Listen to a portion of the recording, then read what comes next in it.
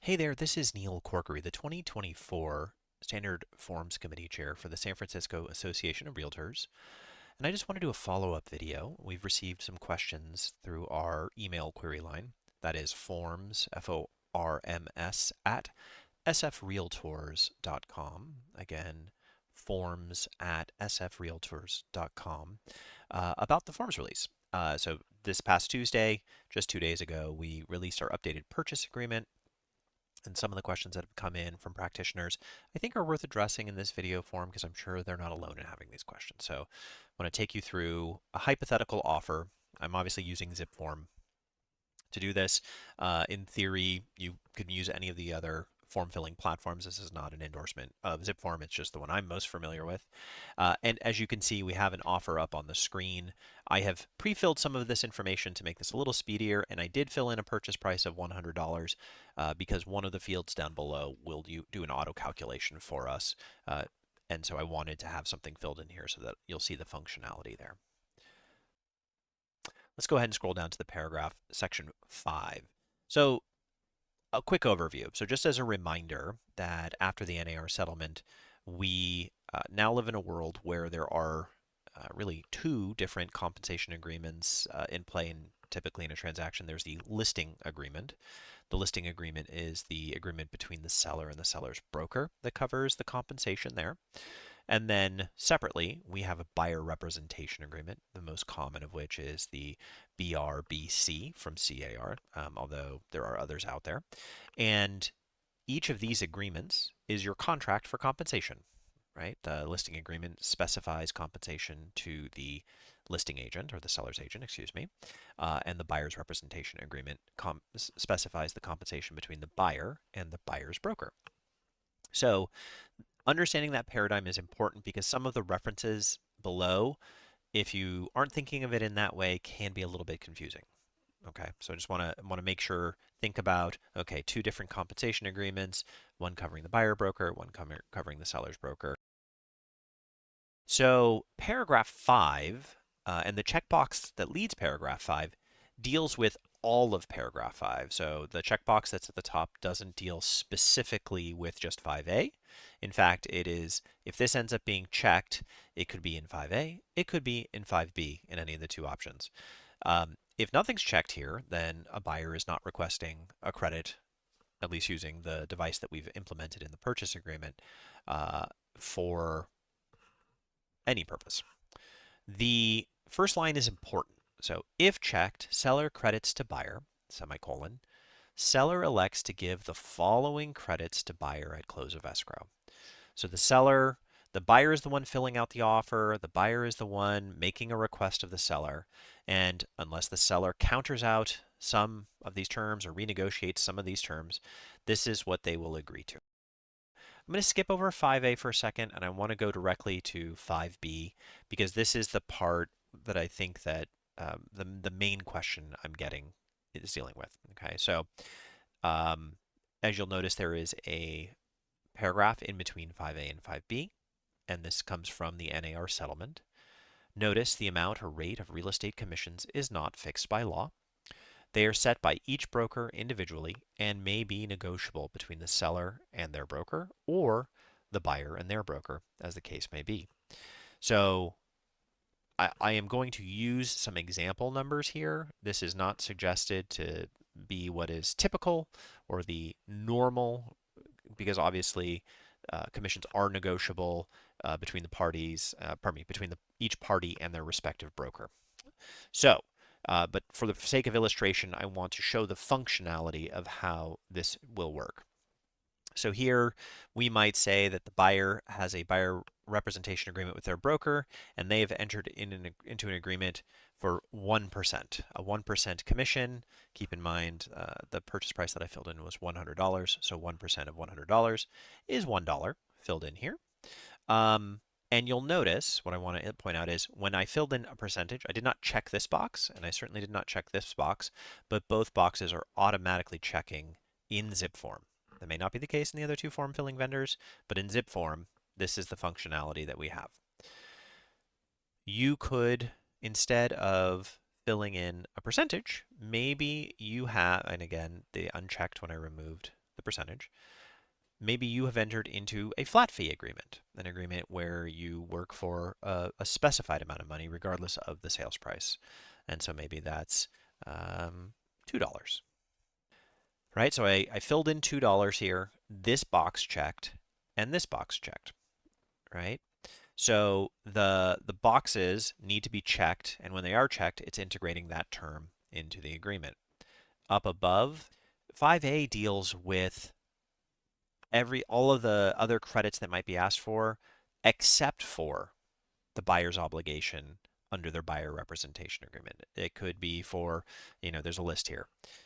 Escrow, title, lender, attorney's fees, other costs of inspections, repairs. It could be a credit against future HOA dues. It could be for prepaid parking at an offsite lease. It could be, you know, uh, for carrying costs. It could be for almost anything conceivable.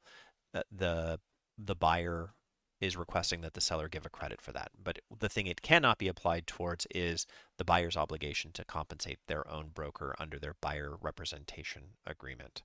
And you'll see similarly here, if this buyer were to ask for $1 of credit against their purchase price, the box up here checks, we have the $1 amount, and now that is clear that that's what's being asked for. So again, I'll take this away. That is the first thing, right? That's sort of how this paragraph works. You can, of course, have more than one. You could ask for $1 of credit here. You could ask for a percentage here, and maybe you get some other amount that's specified in your representation agreement, and you're asking for the seller to give a credit to the buyer so that the buyer can pay their buyer's broker compensation. It can be any of them, can be combinations of them, and in fact, it can be none of them. So you'll see if I take this out, right, all the check marks go away. This is totally fine as well. Maybe the buyer is an all cash buyer and they want to pay their broker directly in exchange for a lower purchase price. That's an option as well. Leave all this blank. They're not requesting any credit, and the buyer's obligation to pay their broker is specified in the buyer representation agreement they have with their broker, and that'll just still be handled through escrow.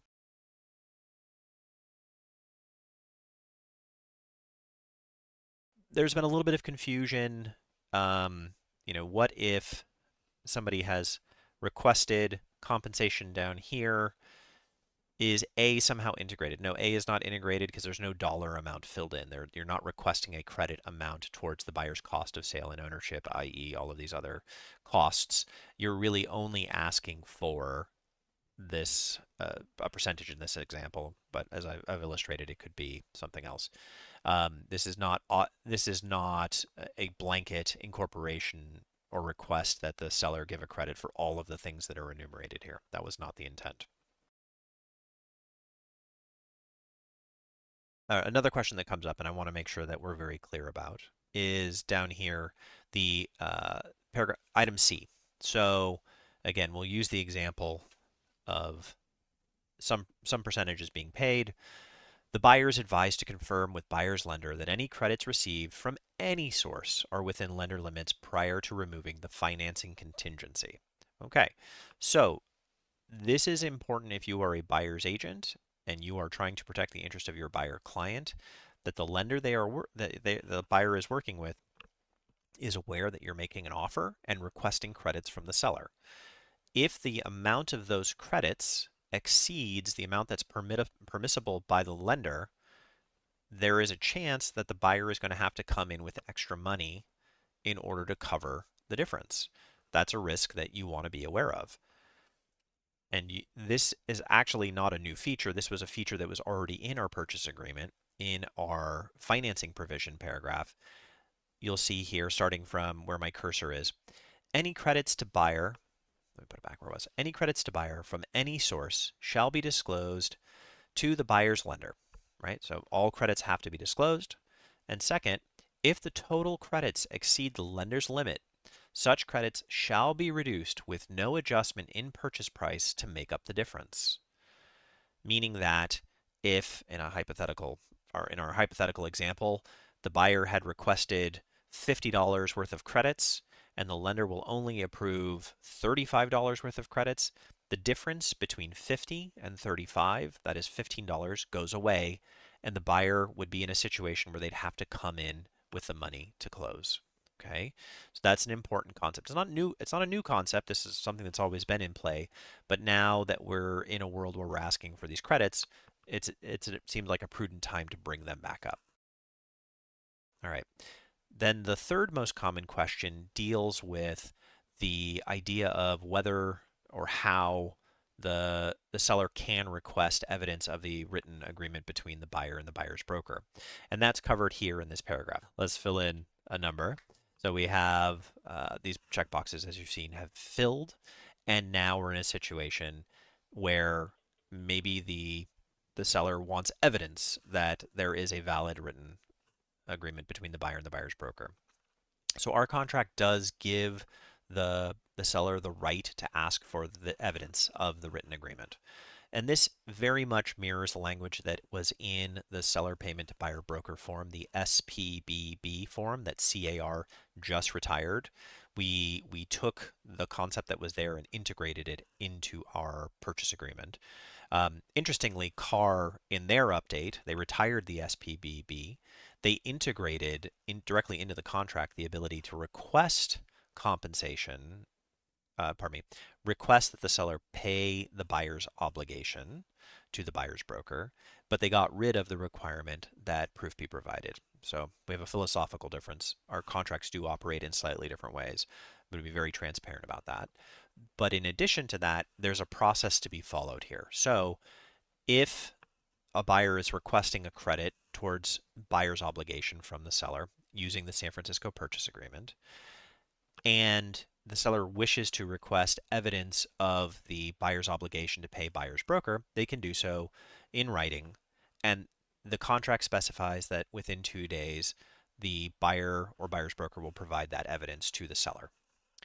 If for some reason they choose not to, or they don't have it, which of course this isn't a prudent time to remind folks that under the NAR settlement and under forthcoming California law that a written agreement, representation agreement between buyers and buyers brokers is now required or will be required effective January 1st with regards to the state law, that it's important you have a written agreement around compensation. Otherwise, you may be working for free.